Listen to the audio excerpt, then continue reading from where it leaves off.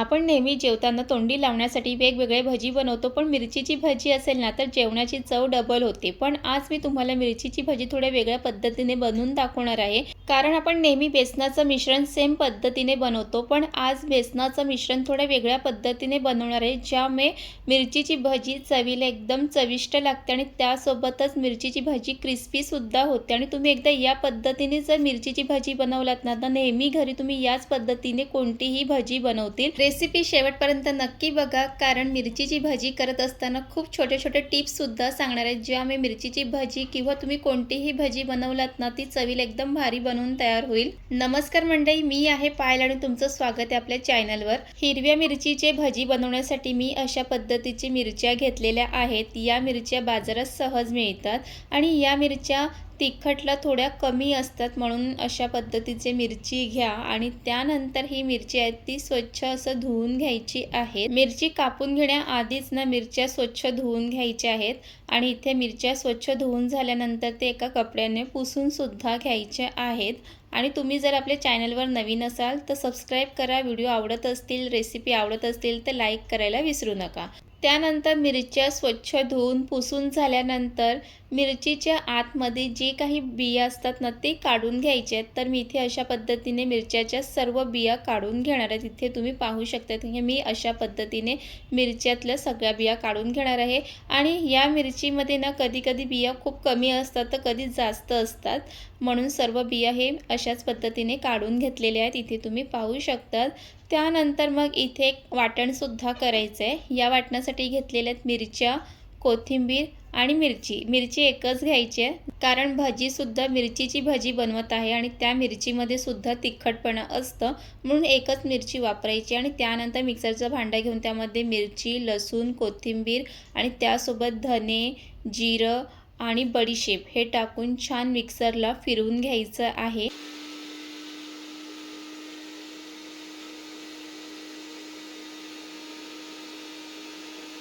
मिक्सरला फिरून झालेलं आहे। चला इथे बघून घेऊया। तर इथे हे अशा पद्धतीचं हे वाटण झालेलं आहे, पण हे वाटण अगदी बारीक पेस्ट पाहिजे, म्हणून ह्यामध्ये अगदी थोडंसं पाणी घालून परत एकदा मिक्सरला फिरून घेऊया। आणि तुम्ही इथे पाहू शकतात की हे वाटण इतकं बारीक करायचं आहे की पूर्ण पेस्ट झाली तरी पण चालेल। तर इथे अशाच पद्धतीचे हे वाटण बनवून घ्यायचे आहे आणि या वाटणामुळे ना भजीला खूप छान चव येते। तर चला त्यानंतर मग इथे एका बाउलमध्ये बेसन घेणार आहे आणि इथे मी 4 चमचे इतके बेसन घेणार आहेत। आता तुम्ही तुमच्याप्रमाणे कमी जास्त घेऊ शकतात। आणि त्यानंतर यामध्ये भजीला क्रिस्पीपणा म्हणजे कुरकुरीतपणा येण्यासाठी ह्यामध्ये तांदळाचं पीठसुद्धा घातलेलं आहे आणि तांदळाचं पीठ आणि बेसनाचं पीठ छान मिक्स करून घ्यायचं आहे। जर तांदळाचं पीठ नसेल तर मग कॉर्नफ्लॉवरसुद्धा टाकू शकतात, किंवा कॉर्नफ्लॉवर पण नसेल ना तर मग पोहे घेऊन मिक्सरला वाटून ते सुद्धा तुम्ही त्यामध्ये घालू शकतात, त्यामुळे भजीला कुरकुरीतपणा येतो। आणि त्यानंतर मग जे काही हिरवं वाटण करून घेतले ते त्यामध्ये घालायचं आहे। तुम्ही सुद्धा एकदा नक्कीच या पद्धतीने वाटण करून घाला। आपण नेहमी थोडं वेगळ्या पद्धतीने वाटण करतो, पण आज थोड्या वेगळ्या पद्धतीने केलेलं आहे। आणि त्यानंतर मग यामध्ये चवीप्रमाणे मीठ आणि हळद घालायची आहे। आणि यामध्ये लाल तिखट घालायचं नाही, कारण वाटणामध्ये एक मिरची घातलेली आहे। जर तुम्ही लाल तिखट आणि मिरची घातली ना तर मिरचीची भजी खूप जास्त तिखट होईल, यामुळे लाल तिखट घाला किंवा एक मिरची घाला, दोघांपैकी एकच काहीतरी घाला। आणि हे सगळं घातल्यानंतर ज्या मिक्सरमध्ये वाटण करून घेतलं त्यामध्ये पाणी घालायचं आणि तेच पाणी थोडं थोडं या मिश्रणात टाकून छान असं मिश्रण करून घ्यायचं आहे। बेसन आणि तांदळाचं पीठ याचं गुठळा कुठेच राहिल्या नाही पाहिजे, त्यामुळे छान असं मिक्स करून घ्यायचं आहे। आणि ह्यामध्ये एकदाच पाणी घालायचं नाही आहे, तर थोडं थोडं पाणी घालून हे मिक्स करायचं आहे, कारण मिश्रण जास्त पातळ किंवा जास्त जाडसुद्धा असलं नाही पाहिजे। तर तुम्हाला पुढे दाखवते की भजी करण्यासाठी हे मिश्रण कसं असलं पाहिजे। तर तुम्ही इथे पाहू शकता की अशा पद्धतीचं हे मिश्रण झालं पाहिजे। आणि यामध्ये ना थोडंसं ओवासुद्धा घालायचं आहे, आणि कधी पण ओवा आहे ना ते वाटणामध्ये नाही घालायचं, तर अशा मिश्रणामध्ये घालायचं, त्यामुळे भजीला खूप छान चव येते। आणि इथे भजी बनवण्यासाठी मिश्रण अशा पद्धतीचं असलं पाहिजे, जास्त जाड किंवा जास्त पातळ नाही। तर इथे एकदा तुम्ही नक्कीच अशा पद्धतीचं मिश्रण बनवा आणि ह्यामध्ये जे वाटण घातले धने, बडीशेप, जिरं, मिरची, लसूण, कोथिंबीर, त्यामुळे या मिश्रणला खूप छान चव येते. चला मग इथे मिरची आणि बेसनचं जो मिश्रण आहे ते तयार आहे. आता एका बाजूला कढईसुद्धा ठेवायची आहे गरम तेल करण्यासाठी. आणि जेव्हा मिश्रण बनवत असतो तेव्हासुद्धा आपण एका बाजूला कढईत तेल घालून गरम करायला ठेवू शकतो. आणि कधी पण भजी तळण्यासाठी तेल आहे ते व्यवस्थित गरम असलं पाहिजे. जर तेल व्यवस्थित गरम नसेल ना तर भजी ना कढईला चिकटते. त्यामुळे एकदम व्यवस्थित चेक करून घ्यायचं की तेल व्यवस्थित गरम झालं की नाही. त्यासाठी काय करायचं, जो काही मिश्रण बनवून घेतलं त्याचं थोडंसं मिश्रण ते तेलामध्ये टाकून बघायचं. ते मिश्रण जर वर यायला लागलं तर समजायचं तेल व्यवस्थित गरम झालेलं आहे. आणि इथे तेल व्यवस्थित गरम झालेलं आहे. आणि त्यानंतर मग एक एक भजी घेऊन मिश्रणामध्ये छान मिक्स करून घ्यायचं आहे. आणि तुम्ही ते पाहू शकतात की भजीला आतून कट करून घेतल्यानं त्यामुळे हे जे काही मिश्रण आहे ते आतून सुद्धा लागलं जातं. आणि खरंच अशा पद्धतीने जर तुम्ही भजी बनवलात ना तर तुम्ही एकाच वेळेला सगळे भजी खातील इतकी टेस्टी बनवून तयार होते.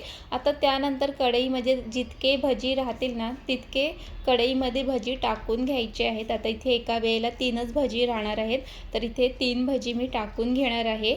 आपण एरवी हिरव्या मिरच्याच्या भजी बनवतो तेव्हा आतून कट लावून घेत नाही, पण यावेळेला आपण ना आतून कट लावून घेतला आहे, त्यामुळे भजी आतूनसुद्धा छान टेस्टी लागते. आणि त्यानंतर इथे भजी एका बाजूने छान फ्राय करून घ्यायचे. त्याच्या अगोदर थोडंसं गरम तेल आहे ते असं वरून असं घालायचं आहे. आणि गॅस आहे ते मंद आचेवरतीच ठेवा, कारण मिरचीसुद्धा छान अशी शिजली पाहिजे आतून. त्यानंतर एका बाजूने मिरची तळून झाल्यानंतर दुसऱ्या बाजूने पलटून घ्यायची आहे. आणि या मिरचीचे बरेच रेसिपी आपल्या चॅनलवरती आहे. वेगवेगळ्या पद्धतीने या मिरच्या कशा फ्राय करायच्या त्याच्यासुद्धा रेसिपी आहेत. त्याची मी लिंक डिस्क्रिप्शनमध्ये टाकणारच आहे, तुम्ही तिथे जाऊन नक्की बघा. आणि त्यानंतर इथे दुसऱ्या बाजूने सुद्धा मिरच्या तळून घेतलेले आहेत, इथे तुम्ही पाहू शकतात. आणि या मिरचीचे फक्त भजीच नाही बनवलं जात तर भरीतसुद्धा तुम्ही बनवू शकतात. आणि भरीतची पण रेसिपी आपल्या चॅनलवर आहे आणि ती पण खूप सोपी आणि खूप चवीला भारी बनवून तयार होते. आणि तुम्ही ते पाहू शकतात की दोन्ही बाजूने जी काही मिरची आहेत ती छान असे फ्राय करून घ्यायचे. आणि यामध्ये तांदळाचं पीठ घातलं आहे त्यामुळे ना भजी खूपच असे कुरकुरीत बनवून तयार होते. तर चला इथे आता भजी व्यवस्थित फ्राय करून झालेले. आता एक एक करून प्लेटमध्ये काढून घ्यायचं आहे. आणि कधी पण प्लेटमध्ये भजी काढून घेण्या अगोदर त्याच्यावरती टिश्यू पेपर ठेवा, म्हणजे जो काही एक्स्ट्रा तेल असेल ना ते निघून जातं. आणि इथे तुम्ही पाहू शकतात की खरंच खूप क्रिस्पी बनवून तयार झाले आहे. चला तुम्हाला इथे दाखवते की भजी कसे बनवून तयार झालेले आहे. आणि खूप चवीला पण खूप छान लागते. आणि आता जे काही बाकीची भजी आहेत ना ते सुद्धा मी अशाच पद्धतीने बनवून घेणार आहेत. आणि या पद्धतीने फक्त मिरचीचीच भजी बनवली जाऊ शकत नाही, तर बाकीची मिरचीची किंवा बटाटे भजी किंवा कांदे भजी, वांग्याची भजी तुम्ही अशाच बेसनाच्या मिश्रणापासून बनवू शकतात. आणि नेहमी एकाच बेसनच्या मिश्रणापासून बनवण्यापेक्षा एकदा कधीतरी अशा वेगळ्या पद्धतीने सुद्धा बनवायला पाहिजे.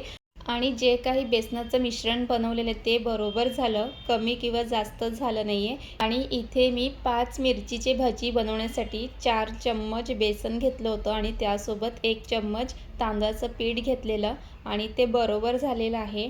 आणि इथे आपले भजीसुद्धा बनवून तयार झालेले आहे, इथे पाहू शकतात. आणि खरंच खूप चविष्ट बनवून तयार झालेले आहे. आणि दुसरी मिरची जी कढईमध्ये टाकलेली आहे ना ती सुद्धा मस्त कुरकुरीत व्हायला सुरुवात झालेली आहे, तुम्हाला दाखवते. आणि तुम्ही ते पाहू शकतात की मिरची किती मस्त अशी कुरकुरीत झालेली आहे. आणि मिरचीची भजी बनवायला जास्त काही वेळसुद्धा लागत नाही, अगदी 15 मिनिटामध्ये हे बनवून तयार होते. जर तुम्हाला जास्त मिरचीची भजी बनवायची असेल ना तर 2 कढई ठेवा, म्हणजे अजून झटकीपट होते.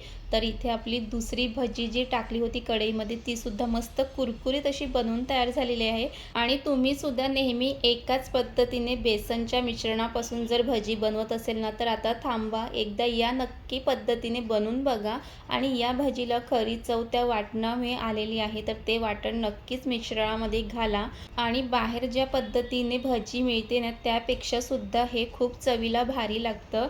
आणि आजची रेसिपी खरंच खूप सोपी आहे, तुम्ही सुद्धा एकदा नक्की ट्राय करा. आणि तुम्हाला जर ही रेसिपी आवडली असेल तर लाईक करा, कमेंट करा, शेअर करा. आणि अशा घरगुती रेसिपीसाठी आपल्या पेजला नक्कीच फॉलो करा. पुन्हा भेटूया, बाय बाय.